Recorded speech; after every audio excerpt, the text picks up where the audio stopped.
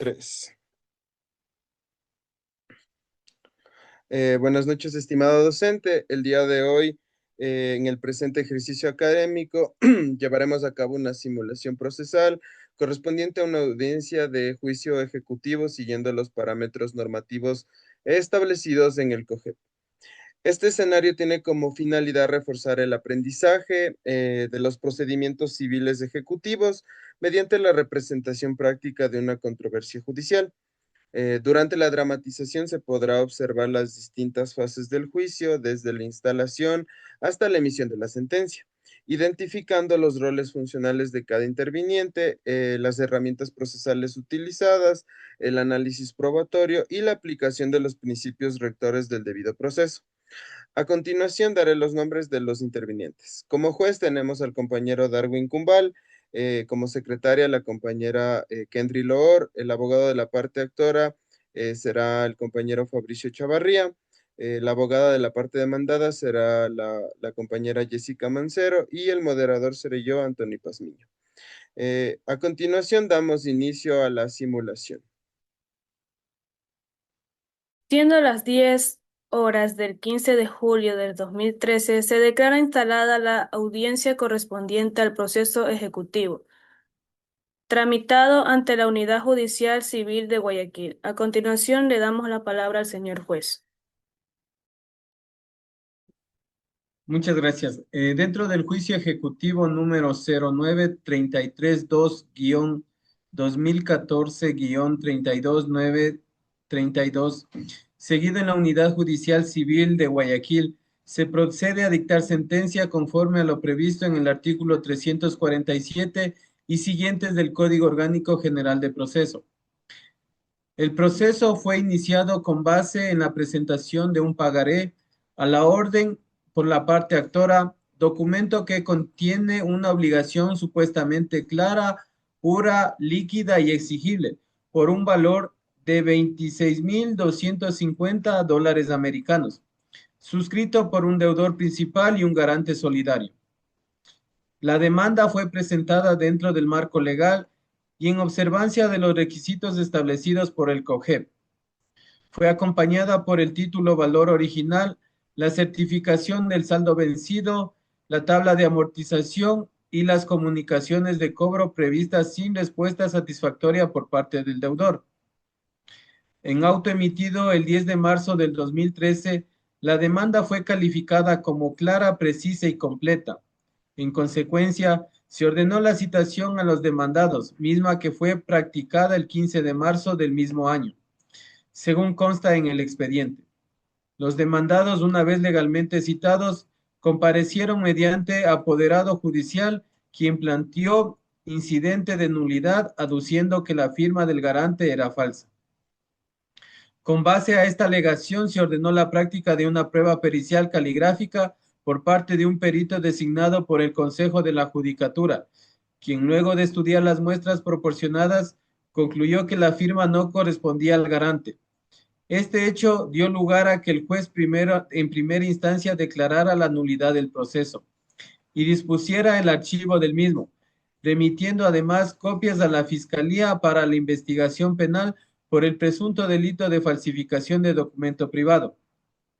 La parte actora apeló dicha resolución, argumentando que la firma del deudor principal sí era auténtica y que, por lo tanto, el título mantenía su validez parcial. El Tribunal de la Sala Civil de la Corte Provincial de Justicia de Guayas, luego de revisar el expediente y los medios probatorios, revocó la nulidad dispuesta en primera instancia, estableciendo, si bien se verificó la falsedad de una de las firmas, ello no implica necesariamente que el título entero carecería de fuerza ejecutiva respecto al deudor principal. El tribunal también argumentó que no existía prueba concluyente de que la parte actora hubiese incurrido en la falsificación o que tuviese conocimiento de esta irregularidad. En virtud de ello, se devolvieron los autos a esta judicatura para que se emitiera la sentencia sobre el fondo del asunto, únicamente respecto al obligado principal. Examinando el expediente en su integridad, verificada la autenticidad de la firma del deudor principal y la existencia de la obligación impaga, se concluye que se cumplen los presupuestos materiales del título ejecutivo en cuanto a dicho obligado. En consecuencia, corresponde resolver conforme a derecho. Doy la palabra a la secretaria. Gracias, señor juez. Certifico que con fecha 1 de marzo del 2013 fue presentada la demanda ejecutiva en la ventanilla de ingreso de causa. La misma fue ingresada bajo el número 09-332-2014-32932 y calificada como clara y precisa mediante auto de fecha de 10 de marzo del mismo año. El proceso fue asignado a esta unidad judicial civil. Con fecha 15 de marzo del 2013 se practicó la citación a los demandantes mediante boleta judicial, entregada por el citador correspondiente. En fecha 22 de marzo, el abogado de los demandantes compareció con poder judicial otorgado mediante instrumentos notariados. En la misma comparecencia, planteó incidentes de nulidad, proceso basado en la presunta falsedad de la firma del garante. En fecha 12 de abril de 2013 se ordenó la práctica de pruebas pericial caligráfica, nombrándose el perito acreditado en el mismo sistema judicial. El informe fue rendido el 25 de mayo de 2013 y concluyó que la firma del garante no correspondía con las muestras verificadas. En función de esta prueba, el 5 de junio de 2013, el juzgado de primera instancia declaró la nulidad del proceso. La parte actora presentó recursos de apelación en fecha 15 de junio del 2013, el cual fue concebido en efectivo devolutivo.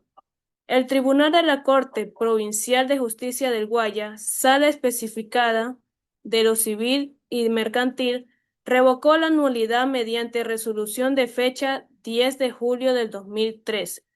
Esta resolución ordenó el reenvío del expediente al juzgado de origen para que se emita sentencia sobre la validez del título ejecutivo respecto del deudor principal. Con fecha 15 de julio del 2013, los autos fueron devueltos a esta unidad judicial, quedando el proceso en esta audiencia. Cedo la palabra al abogado de la parte actora. Gracias, su señoría. Soy el abogado Fabricio Chavarría, abogado patrocinador de la parte actora. Institución financiera debidamente autorizada por la Superintendencia de Bancos, cuya actividad económica es la concesión de microcréditos y financiamiento de consumo. En ejercicio de su giro ordinario de negocios, suscribió con el deudor principal un contrato de crédito, respaldado con la emisión de un pagaré a la orden por un valor de $26,250. El documento fue suscrito por el obligado principal en presencia de funcionarios de la institución y contiene todos los requisitos exigidos por el artículo 186 del Código de Comercio y el artículo 347 del COGER. El pagaré indica con claridad el monto, la tasa de interés, el plazo, el lugar de pago, así como la firma del deudor y la de un garante. La obligación no fue satisfecha en el tiempo pactado, motivo por el cual la parte actora se vio en la necesidad de acudir a la vía judicial. Durante la sustanciación del proceso, se cuestionó la validez del documento con base en la supuesta falsificación de la firma del garante. En respuesta a aquello, se ordenó la práctica de la prueba pericial caligráfica, cuyo resultado fue adverso para la parte actora respecto del garante, pero no así respecto del deudor principal. En este sentido, la firma del deudor fue confirmada como auténtica y su obligación como vigente. La parte actora no participó en modo alguno en la elaboración del documento con la presunta firma falsa del garante. Además, en reiteradas ocasiones se solicitó extrajudicialmente el pago de la deuda, recibiendo respuestas evasivas o promesas incumplidas. Por estas razones, solicito que se dicte sentencia condenatoria únicamente respecto del deudor principal, reconociéndose el monto total adeudado más los intereses legales, las costas del juicio y los honorarios del abogado patrocinador. El crédito otorgado a mi representada es legítimo. La obligación se encuentra vencida y no se ha producido pago alguno desde la fecha en que se incurrió en mora. En virtud del principio de conservación del negocio jurídico, solicito su autoridad no se afecte la validez del título de su conjunto con una firma cuestionada. Máximo cuando el obligado principal reconoce implícitamente la obligación. Gracias, su señoría. Muchas gracias. Una vez escuchada la parte actora, cedo la palabra al abogado de la parte demandada. Gracias, señor juez. Soy la abogada Jessica Mancero y comparezco en calidad de apoderada judicial del deudor y del garante señalados en el pagaré presentado como título ejecutivo. Durante el desarrollo del proceso se demostró mediante el informe pericial caligráfico que la firma atribuida al garante fue falsificada. En consecuencia, planteamos incidente de nulidad procesal, el cual fue acogido en una primera instancia y posteriormente revocado por el Tribunal Superior. No obstante, esta defensa sostiene que el pagaré no puede generar efectos jurídicos plenos, por cuanto ha quedado demostrado que su emisión estuvo viciada por una firma falsa.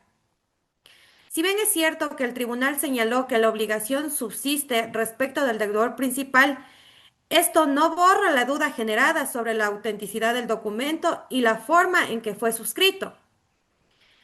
La parte actora no ha logrado probar que el contrato base de crédito fue suscrito en las condiciones adecuadas y no ha ofrecido otros medios probatorios que respalden la obligación más allá del propio pagaré, cuya validez está comprometida. La aplicación del artículo 186 del Código del Comercio exige que el título ejecutivo sea auténtico, cierto y exigible, condiciones que no se cumplen plenamente en este caso. En virtud de estas observaciones, señor juez, solicito que se desestime la demanda ejecutiva por falta de título idóneo y se archiva el proceso, y a su vez se declare la improcedencia de cualquier tipo de condena o medida ejecutoria contra mis representados. Muchas gracias.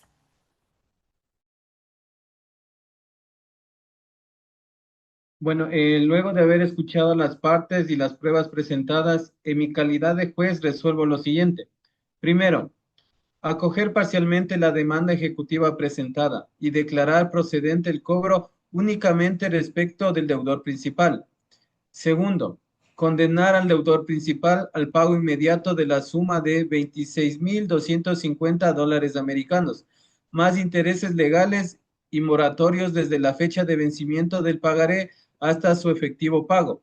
Tercero, disponer el archivo del proceso respecto del garante por haberse acreditado que la firma atribuida a su persona fue falsificada.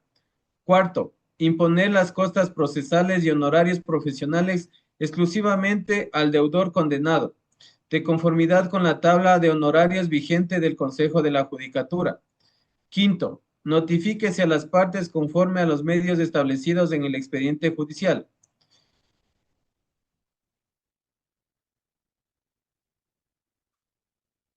Eh, bueno, hasta ahí la presente simulación.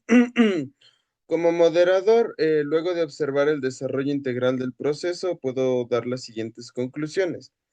La audiencia se desarrolló conforme a los principios del COGEP.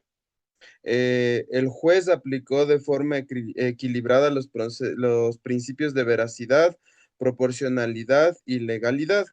Se salvaguardaron los derechos del deudor principal y se protegió a un tercero falsamente implicado.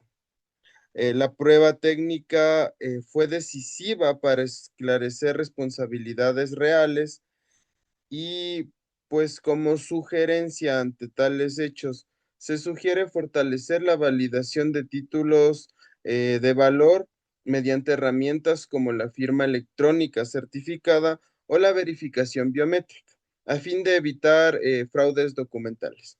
Eh, Eso sería todo. Muchas gracias.